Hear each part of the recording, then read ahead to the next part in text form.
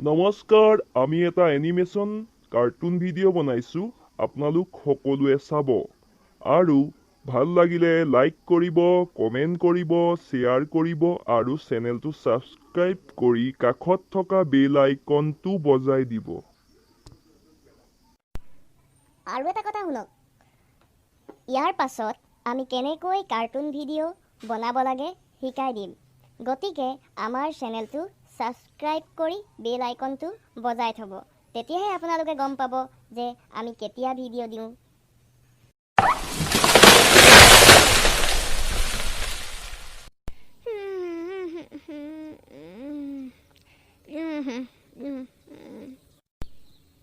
অঁ, এনে চুমকি দেখোন, কিয় কান্দি আছে বাৰু তাই? যাওঁচোন সুধোগৈ। অ' চুমকি, কিয় কান্দি আছা বাৰু তুমি? ইমান ধুনীয়াকৈ পাছ কৰিছা, 3খনত লেটাৰ পাইছা, কান্দিব লাগে নেকি? নহয় অ', মোৰ পঢ়িবলৈও এতিয়া দিগদাৰ নহয়। মায়েতো ইমান পইচা নাই নহয় মোক পঢ়াবলৈ ভাল স্কুলত। বেয়া লাগিছে। যদি মই এতিয়া বেছিকৈ ইয়াতকৈ ভালকৈ পাছ কৰিলোহেঁতেন, তেতিয়াও চৰকাৰৰ পৰা বা কোনোবা মানুহে সুবিধা দিলেহেঁতেন। এতিয়া মই 3খনহে লেটাৰ পাইছোঁ, ভালো নহয় বেয়াও নহয়। হ'ব দিয়া, ইমান টেনশ্যন লৈ থাকিব নালাগে। কিবা এটা হ'ব নহয়, উপায় ওলাব ৰ'বা। হয় দিয়া। নাকান্দিবা এতিয়া, ব'লা অলপমান ওলাই যাওঁ, মনটোও ভাল লাগিব। ব'লা। হেল্ল', দত্ত, ৰাখাচোন ৰাখা, মই অলপ পিছত কৰি আছোঁ তোমাক। তোমালোকে ইয়াত কি কৰিছা? চুমকি দেখোন, কান্দি আছা যে তুমি ইয়াত, কি হ'ল? ছাৰ, মানে তাই মনতে দুখ কৰিছে। তাইৰ ঘৰৰ অৱস্থাটো ইমান ভাল নহয় যে, ভাল স্কুলত পঢ়িবলৈ নাপাম বুলি তাই দুখ কৰিছে। মই তাকে বুজাইছোঁ। একো নহয় চুমকি, তুমি চিন্তা নকৰিবা, আমি আছোঁ নহয়। এতিয়া চৰকাৰেও বিভিন্ন ধৰণৰ আঁচনি লৈছে নহয়, পঢ়া শুনা, এতিয়া তোমাৰ এডমিশ্যন, কিতাপ হওক, মানে তুমি বেছি চিন্তা কৰিব নালাগে। আৰু আমিও এনেকৈ সহায় কৰিম নহয় তোমাক। যোৱা এতিয়া অলপ ওলাই যোৱা, এতিয়া অলপ ফুৰি অহা, মনটোও ভাল লাগিব। যোৱা, এনেকৈ কান্দি থাকিলে ভাল নেদেখায় নহয়। ডাঙৰ হ'লা নহয় এতিয়া, ডাঙৰ ছোৱালী। শান্তনু আহিলি, তোৰ ৰিজাল্ট কেনেকুৱা?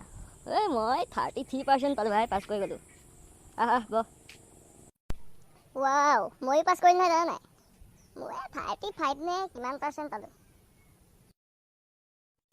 মই এবাৰ ঘৰত কৰিছোঁ জান নাই, পাছ কৰিছোঁ ভাই। ডিউক নহ'লে RC কিবা এখন ল'মেই, মুঠতে KTM-ৰে ল'ম আৰু। তই ল'বি নেকি? আমাৰ আকৌ বুঢ়াটো তহঁতৰটো লিখীয়া নহয় নহয়, ক'ত বাইক দিব আৰু। একো নাই দে, দুইটা একেখন কলেজতে এডমিশ্যন ল'ম, তই মোৰ লগতে উঠিব পাৰিবি। হ'ব দে, এতিয়া পাৰ্টি বুলি খাই লওঁ আৰু ভালকৈ আজি। তহঁতি যে এতিয়া ডিঙিগুৰিলৈকে দগৰি খালি, কেলৈ মই পাৰ্টি দিলোঁ তহঁতি গম পাইছ নাই? এই আমাৰ মাহী ল'ৰাটোৱে 5খনত লেটাৰ পাই ফেইল কৰিলে আকৌ। তহঁতি যে কি কথা এখন কৈ আছ আৰু পাই। মুনুৱা পুতেকে দেখোন এতিয়া চিগেটৰ পোহৰত পঢ়িয়ে এতিয়া সি ডিষ্টিংশ্যন পাইছে। চবৰে মাথা একে নহয় বুজিছ। এতিয়া এই সগুণৰ জীয়েকে দেখোন ডেইলি 24 ঘণ্টাকে পঢ়িও পাছ কৰিব নোৱাৰিলে ভালকে।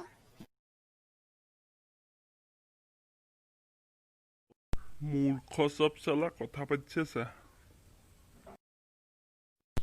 চালা এইজনৰ মাথা গৰম হৈ গ'ল চাগে। হ'ব দে, তাক দেখিয়েতো কৈছোঁ আমি। আৰু ক'বলগীয়া, নিজৰ পুতেকটো চোকা বুলি অলপ জহ মাৰি ফুৰে নি মানুহৰ আগত? এইজনে আকৌ ইয়াত অকলে অকলে বহি কি কৰিছে? ইয়াত অকলে অকলে বহি কি কৰিছা হে? নাই, এনেই ইয়াত বহি আছোঁ। এতিয়া ইমান ভাল ভাল ৰিজাল্ট কৰিছে ল'ৰা ছোৱালীবিলাকে। আমাৰ এই মূৰ্খটোৱে কি পঢ়িলে জানো, আজিলৈকে মেট্ৰিকটো পাছ কৰিব নোৱাৰিলে। তাকেইতো, তাক মই এতিয়া সেই ধাবাৰ মুখত পাই আহিছোঁ। এতিয়া ইয়াতে অলপ বহি লোৱা। মোৰ মাথাটো খালে আৰু এইটোৱে। অলপ শাসন কৰিবা বুজিছা, আৰু উৎপাতটো অলপ বেছি হৈছে। ঠিকেই কৈছা। ঠিক আছে, যাওঁ মই এতিয়া তেন্তে। পুতেকৰ কথা ক'লো নহয়, লাজেই পালে। ইয়াতনো বহি কি কৰিম, মই যাওঁগৈ আৰু তেন্তে।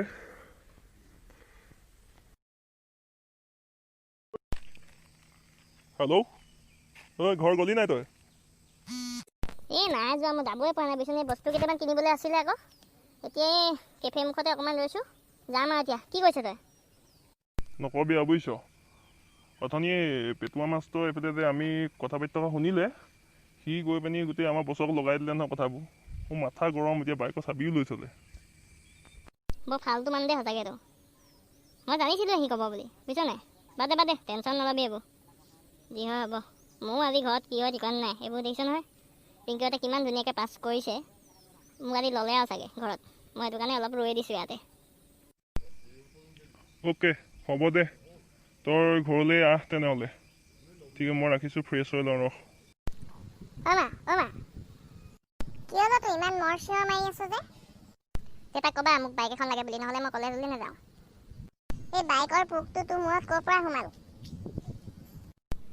মনোজে মোতকৈ কম নম্বৰ পাইছে, কিন্তু তাক বাপেকে বাইক লৈ দিম বুলি কৈছে। আমাৰহে একো খবৰ খাতি নাই।